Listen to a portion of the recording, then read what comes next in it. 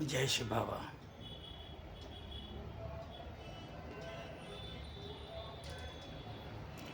योग से बाबा कहते हैं, योग से मनुष्य एवर हेल्दी बना रहता है।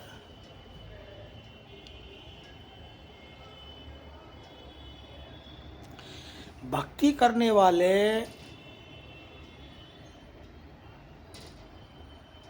तो साक्षात्कार की डिमांड कर देते हैं कि हे प्रभु दर्शन दो, और उनको उनकी भावना के अनुसार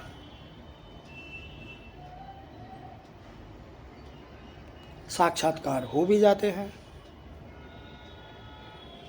लेकिन वो अल्पकाल के लिए आनंददायक होते हैं।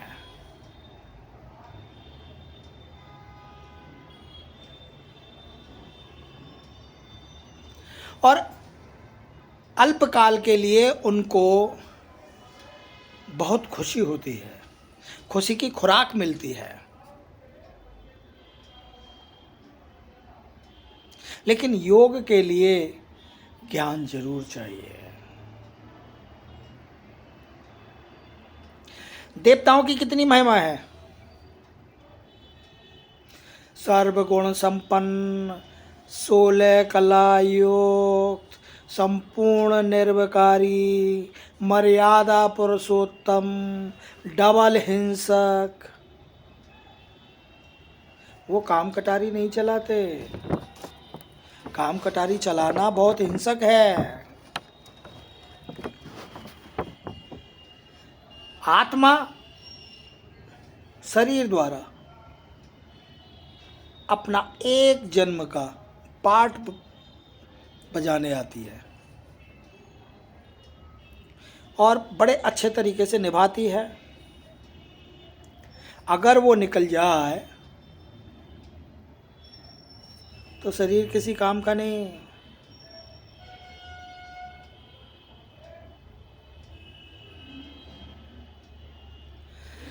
आत्मा को यदि शरीर न हो तो उसको बड़ी शांति मिलती है। जब रात को हम सोते हैं तो उस समय आत्मा कहाँ है, शरीर कहाँ है, कुछ पता नहीं रहता। तो उस समय उसको बड़ी शांति की प्राप्ति होती है। वो एकदम अपने आप को बहुत सुकून पाती है। इसलिए काम काज करते हुए उस परमपिता परमात्मा का स्मृति करिए।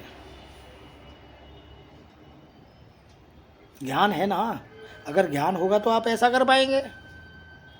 और इसके निरंतर अभ्यास करने पड़ेंगे, क्योंकि इसमें बहुत मेहनत है। काम काज करते हुए चलते फिरते आप उसको याद नहीं रख सकते, क्योंकि आपको जब भौतिकवाद में आप आएंगे, कहीं जा रहे हैं, कहीं वो आ रहे हैं, तो आपको वहीं का ध्यान रहेगा, वहीं की प्लानिंग रहेगी, वहीं के सपने देख रहे होंगे आप। उस समय भी आपको यदि आत्मा का निश्चय है तो परमात्मा आपके नज़दीक ही होंगे। क्योंकि बुद्धि तो भागती रहती है, भटकती रहती है, वो एक जगह स्थिर नहीं रहती। आप 2 मिनट के लिए शांति से नहीं बैठ सकते, जबकि आपकी आत्मा जो आपके अंदर है, आपकी आत्मा का स्वधर्म ही शांति है।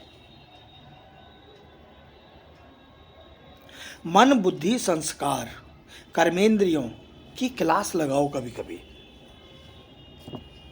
लगाने को तो आप रोज लगा सकते हैं, लेकिन कभी कभी उनकी भी एक कचहरी बनाओ कि रात को इतने बजे आप फलाने दिन आप सारी कर्मेंद्रियां, मन बुद्धि संस्कार सारे जन्म जन्मांतर के जो हैं वो सब आपके नज़दीक हों और आपकी आज्ञा पाने के लिए, आपके डायरेक्शन पाने के लिए वो आपके लिए खड़े हों। क्यों, मालिक तो आप हैं ना। लेकिन आपकी अलबेलेपन की आदतों से वो आप पर हावी रहते हैं, आपको बताते रहते हैं कि अब ऐसा कर दे, अब ऐसा कर दे, अब इसको गाली दे दे, अब इसको मार, अब इसको माल लूट, इसको ऐसा कर दे, इसके बारे में तरह तरह के।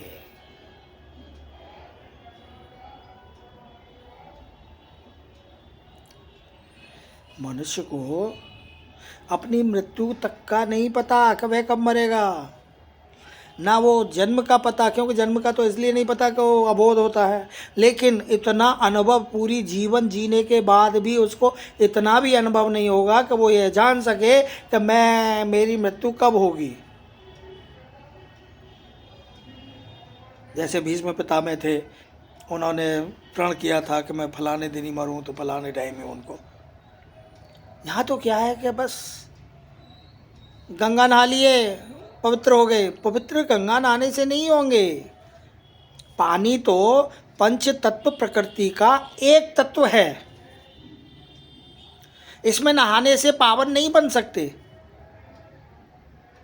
और ना ही जन्म जन्मांतर के पापों का जो बोझ लदा पड़ा है आपकी खोपड़ी पर, आपके कंधों पर, वो भी कम नहीं होगा। अपने आप को आत्मा समझो और प्रभु को याद करो। जय श्री बाबा।